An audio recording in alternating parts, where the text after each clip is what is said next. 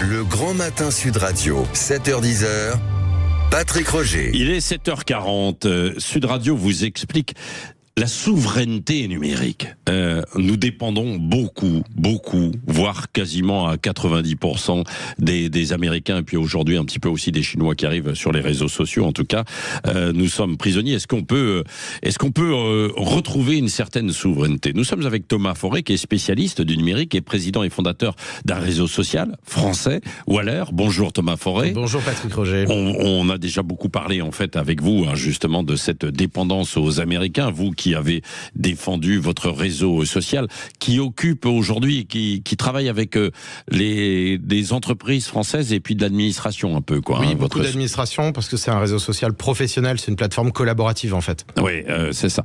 Est-ce que les Américains peuvent couper parce que là on est dans un bras de fer. Alors certains disent oui mais attention parce que les Américains pourraient peut-être carrément couper notre économie française en débranchant un peu les réseaux. Non, ça c'est pas trop possible. Alors ils le feront pas du jour au lendemain, mais si la question est de savoir s'ils peuvent le faire, oui ils peuvent le faire parce que les services aujourd'hui qu'on utilise en Europe c'est essentiellement des services américains, que ce soit les services Internet qui sont accessibles par le grand public, les réseaux sociaux ou autres, mais aussi et surtout tous les services qui permettent de travailler, qui permettent de stocker les données de santé des Français, etc. Ils ont la capacité technique, bien sûr, d'accéder à ces données, évidemment de débrancher, même si on imagine qu'ils vont pas débrancher tout. Mais je vous rappelle qu'il y a l'histoire, il y a quelques semaines, il y a un juge français qui s'est vu couper tous ses accès, tous ses mails, qui n'a pas retrouvé ses mails parce que Microsoft et l'État américain derrière avaient décidé de couper ses accès et de supprimer ses accès.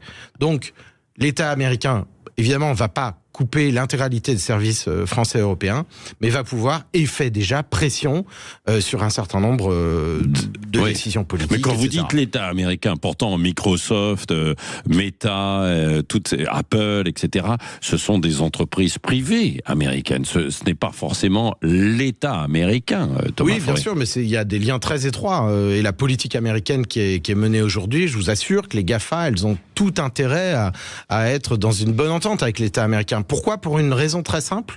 En fait, ces grandes entreprises, elles ont un risque vis-à-vis du droit américain, c'est d'être démantelées parce qu'elles sont trop grosses, trop hégémoniques, et c'est une anomalie qu'elles ne le soient pas d'ailleurs.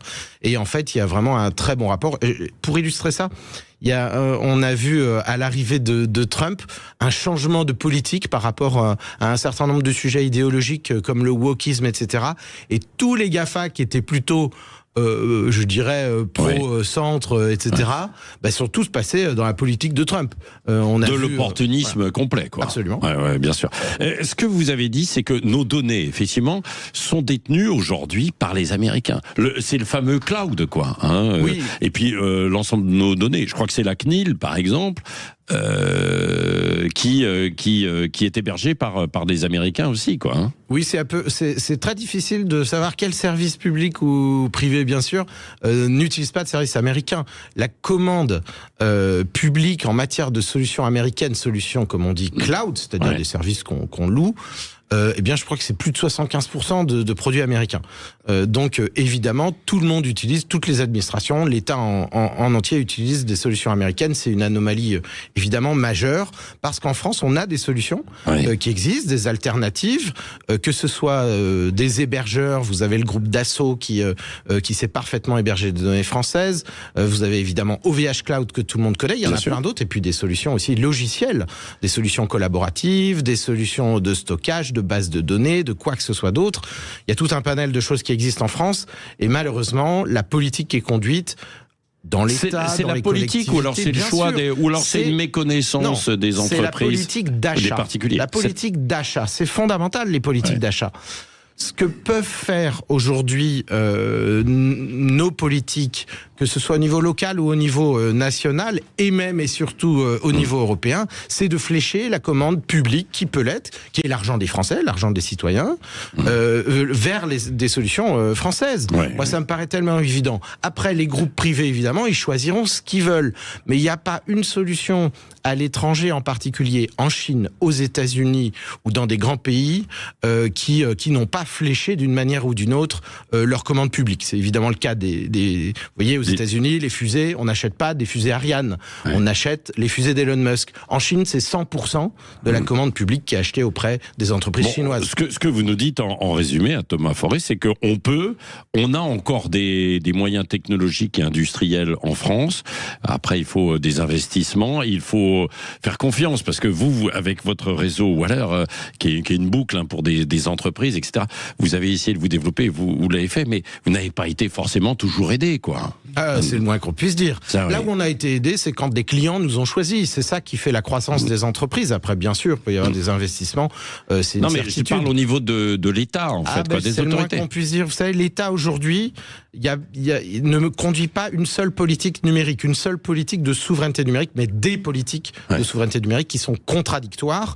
Et la semaine dernière, la direction interministérielle du numérique a annoncé choisir une solution qui s'appelle Visio, qui est en fait une solution open source développée par eux-mêmes.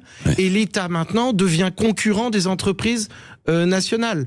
Ces gens-là n'aiment pas les entreprises privées, et c'est un vrai problème, parce qu'il faudrait que l'État fasse confiance dans la nation. Voilà, moi je prône pour une réconciliation, même si c'est des grands mots, entre l'État et la nation. La nation, c'est les entrepreneurs, c'est les gens qui travaillent. Et qu'on s'entende au niveau européen aussi, quoi. Ce qui n'est pas évident.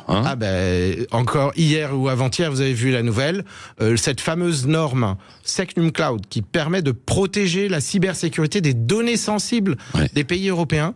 La France portait une norme très sévère, très bien, qui excluait de fait toutes les entreprises extra-communautaires, c'est-à-dire en dehors de l'Europe. Exemple, les Américains ne pouvaient pas produire des systèmes comme ça. Pourquoi ? Parce qu'ils peuvent accéder aux données. Donc, c'était pas possible. Eh bien, l'Europe, il y a 2 jours, a décidé, sous l'égide des Allemands et quelques autres pays, que non, on enlevait les critères de souveraineté. Cette nouvelle norme, elle va s'appliquer à tous les pays. Et donc, notre norme en France, Secnum Cloud, elle va se voir retirer ce critère souverain, ce qui est honteux. C'est honteux parce que ça veut dire que maintenant, la France n'a plus de souveraineté juridique. Qui décide des critères de protection des données sensibles de notre propre pays ? Eh bien, c'est l'Union européenne. Absolument. Merci. On marche sur la tête. Thomas Forest, le patron fondateur de Waller, donc réseau social français autour de cette souveraineté.